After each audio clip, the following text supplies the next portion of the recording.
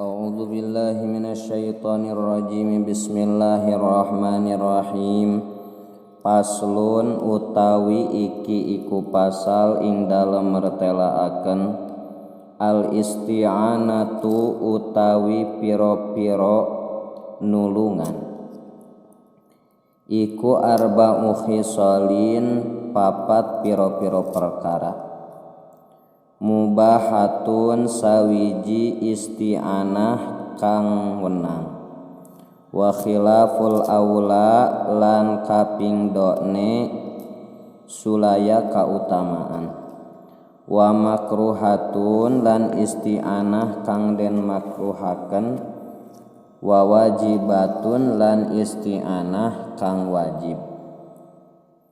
Pal mubahatu mangka utawi nulungan atawa isti'anah kang wenang, hiya utaya mubahah iku takribul ma'i marekaken banyu, wa khilaful aulalan utawi isti'anah atau nulungan khilaful aula, hiya utawi khilaful aula iku sobul ma'i ngocoraken banyu, ala nahwil mutawaddi'i ing atase saumpamane wong kang wudu.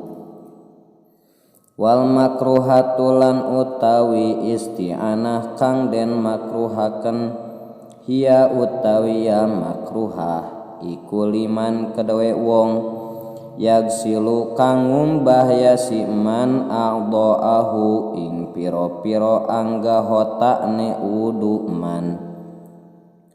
Wal wajibatu lan utawi isti'anah atau nulungan kang wajib, hiya utawi wajibah iku lil marodi kedawe wong kang gering, kedawe wong kang lara indal ajazi ing dalem nalikane apes.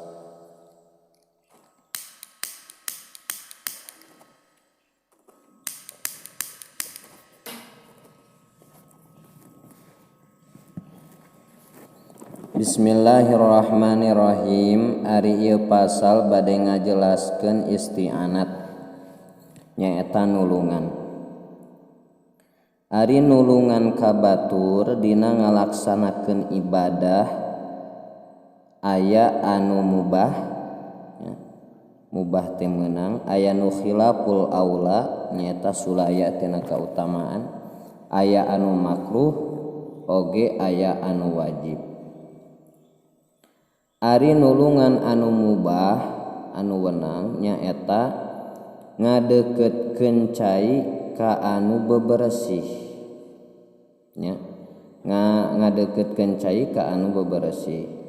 Ieu hanteu khilaful aula nya, henteu sulaya tina kautamaan sabab sok dilakukeun ku para sahabat terhadap Kangjeng Rasulullah sallallahu alaihi wasallam.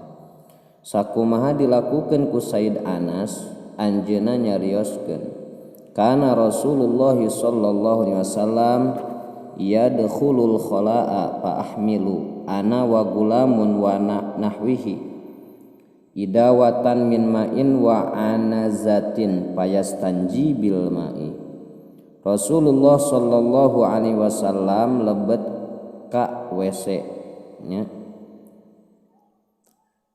tempat anu suci pikeun nyumponan atau qada hajat ya.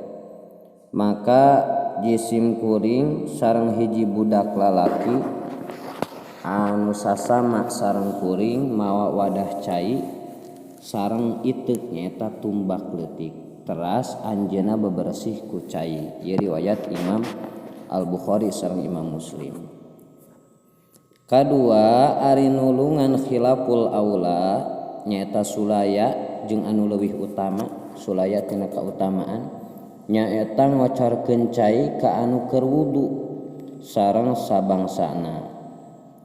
Lamun hanteu dipenta kitu ge, sabab nulungan ieu mewah atawa ngeunah-ngeunah nya. Anu mana ieu nulungan hanteu layak ka anu ibadah, tah ieu teh nisbat ka urang. hanteu ka Kangjeng Nabi sabab Kangjeng Nabi sawaktu-waktu sok midamel eta padamelan eta nya keur nerangkeun kana meunangna. Tapi lamun maksud keur diajar maka eta hanteu khilaful aula, hanteu sulaya tina kautamaan. Nu katiluna nyaeta nulungan makruhatun anu dimakruhkeun ieu mah pikeun jalma anu ngumbah anggahota jalma wudu kitu nya, pikeun ngumbah anggahotana si jalma anu wudu. Nu kaopat nyaeta nulungan anu wajib nyaeta ka anu gering. Maka nu gering nalika henteu bisa wudu sanajan make buruhan nya kitu deui jalma anu henteu bisa nangtung dina salat, teu bisa nangtung dina salat fardu iwal kalawan aya nu ngabantu nyanggah pikeun nangtung, mangka ieu nulungan wajib nulunganana. Ari nulungan anu haram nyaeta nulungan atawa ngabantu ka anu migawe paharaman. Ari nulungan sunnat nyaeta nulungan jalma anu salat mencil sorangan tina jajaran nya. Gitu. Maka ieu isti'anat atawa nyuhunkeun pitulung eta aya 4 perkara. Hiji mubahah, kadua khilaful aula, katilu makruh, kaopat wajib. Sakumaha disebatkeun dina nadom Sundana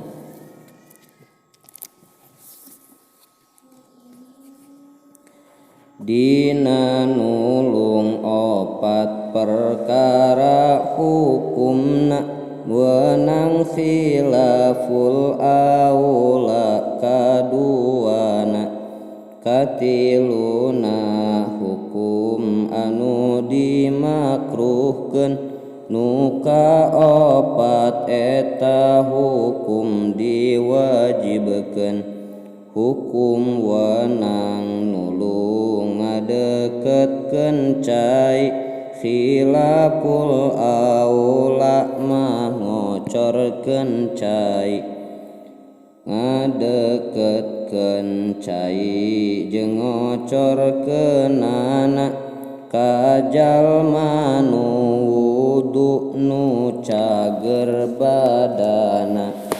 Hukum makruh ngadusan anggahotana nulung ka jalma gering wajib hukumna nalika nu gering apes ku sorangan kudu adus wajib kudu ditulungan. Wallahu a'lam bishawab.